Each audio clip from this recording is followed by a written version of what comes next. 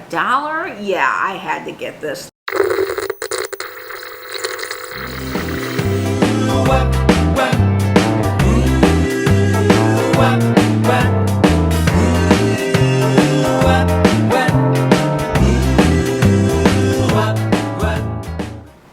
Hey guys, this is Katie with Vintage and Vinyl, back with another great video for you today. And in this video, I'm thrilled to be participating in the $10 Summer Thrifting Collaboration hosted by Beth over at Carolina Sweet Treats and Pretties. Now, if you're not subscribed to Beth, she does some really amazing thrifting content, DIYs, and of course hosts some fun creator chit chats. So you want to make sure you go subscribe to Beth over at Carolina Sweet Treats and Pretties and give the playlist some love. There's a lot of content creators involved making some wonderful thrift challenges, and of course it's always fun to see what people get for $10 in their area, so make sure you go check out all the other videos involved in this collaboration, give them a big thumbs up, and of course leave a kind comment down below. Okay, so let's get into the $10 thrift challenge. So, the specifics of the $10 thrift challenge basically were to go anywhere you shop for vintage, whether that's your antique stores, your salvage yards, your thrift stores, your rummage sales, your yard sales, garage sales, whatever, and try to find things for $10 or under and see how much you can buy with just $10. Now, we don't have very good Goodwills and thrift stores here, so I find a lot of my vintage at antique stores, and we have a really fabulous architectural salvage yard called Eco Relics here in town, and right now it really is the place to go because they just bought a massive collection of advertising. A couple of antiques dealers here in town had a big collection in their home, kind of Magpie Ethel style, very artfully displayed, maximalist, just so cool. And they are now selling their collection, and all of it is up for sale at Eco Relic. So I've been going over there a lot recently and shopping their collection, and boy oh boy do they have some fabulous pieces. Okay, so what did I get for $10? Well, let me show you. I was pretty proud of myself because I actually spent $10 on the nose. I couldn't believe I did it. Just amazing. Amazing. I really thought that I would really struggle, but I got lucky this day and I was able to spend exactly $10. So here's what I got for $10. The first thing I got is this really amazing perfect cold cream jar. It's got a beautiful rusty crusty lid, great detail around the outside with the embossing on the bottom. I think this is probably from around 1950 or so, maybe earlier. I don't know exact date on this. It's kind of hard to date some advertising. You just have to look at the graphics and look at other clues and identifiers and trying to figure it out. So that's my guess on that piece, but I only paid $1 and I thought that was just so fabulous. The next piece I got is a really neat piece of Scotch tape advertising. Now, we all love our Scotch tape tins and that awesome plaid, and I found something that was totally different than the Scotch tape tins. It's Scotch in a box, rubber adhesive. It's just so cool. Look at the plaid on that, and how fun this would be in a display or a vignette to add some height. Really fantastic graphics on this, and it's a piece of advertising you don't see a lot. I see a ton of the Scotch tape tins, but I don't see the rubber adhesive that often, probably because the cardboard just didn't survive. I believe this is probably from the 1950s or so, and yep, I only paid $3 for this little guy. Now, he does have the 3M mark on the front, which I think Vintage Vinny was talking about this in one of his videos, that when it has a 3M mark, it can help date it. I don't know the details of that exactly, but I definitely want to investigate that further, and this has the 3M mark. Very cool piece. Now, the next piece I got is just awesome. This is a tiny little rouge tin. It's Daytime Rouge, Heather Rouge. Look at the flower detailing on that and the font. I'm just fascinated by the font on old, rusty, crusty advertising pieces.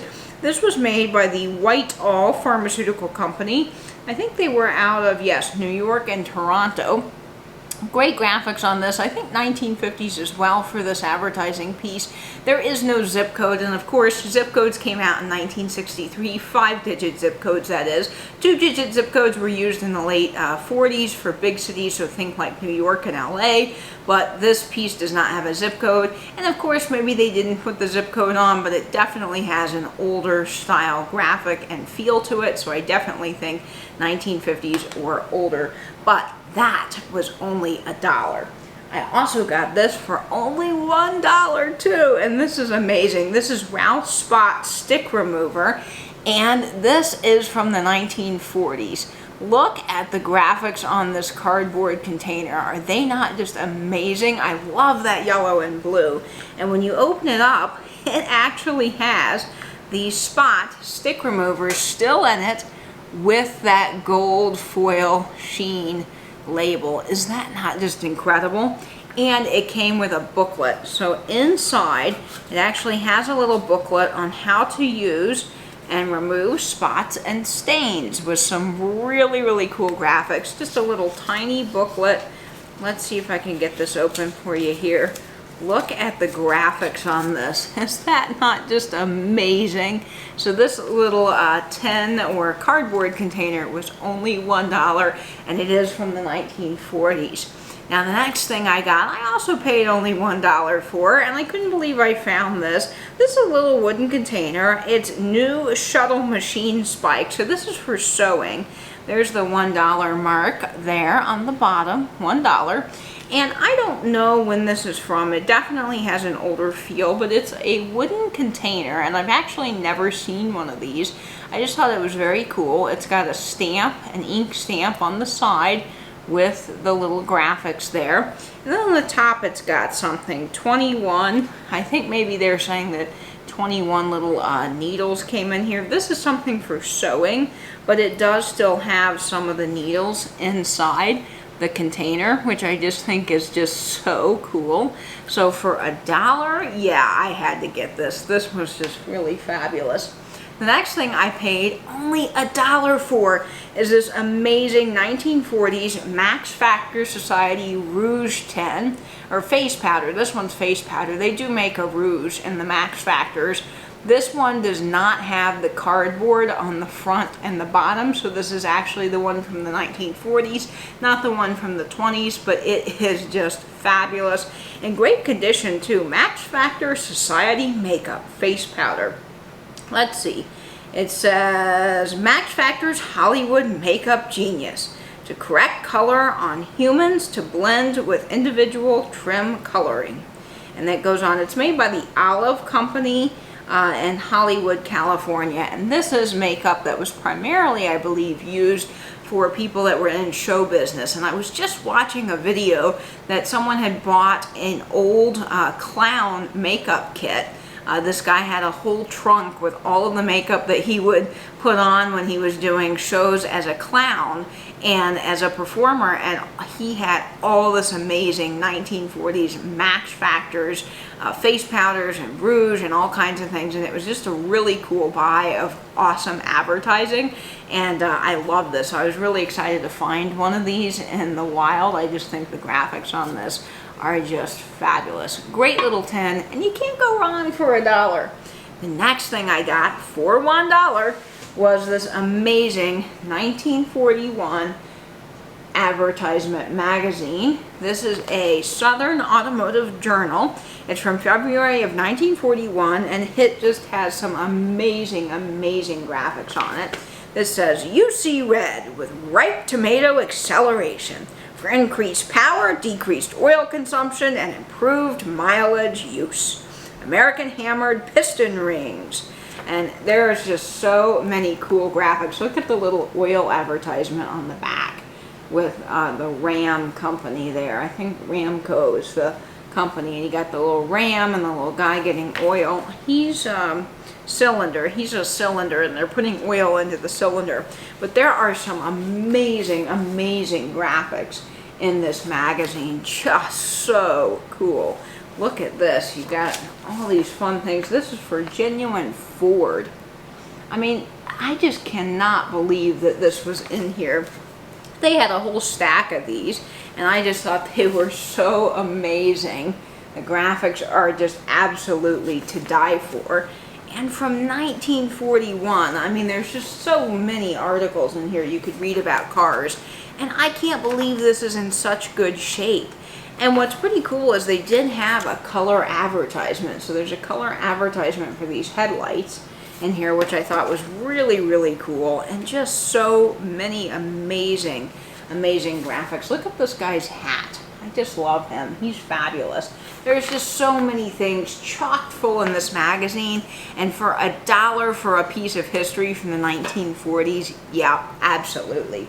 And the last thing I got is pretty fun. Now, this is not advertising, but if you know me, of course, you know that I like vinyl, and I have a pretty big collection of vintage vinyl. I primarily like artists from the 1950s and 40s. Of course, I love 60s as well, but 50s are my favorite, and I was able to pick up this really amazing album. Now, all of their records are $1, and all 45s are 75 cents. So I was able to get this for $1. This is Guy Lombardo, recorded live at the Tropicana. Is That All There Is? Now, I don't know when this came out, to be quite honest with you. I should have looked that up before the video, but I'll just insert it here. This is a really great album. I love Guy Lombardo and his Royal Canadians.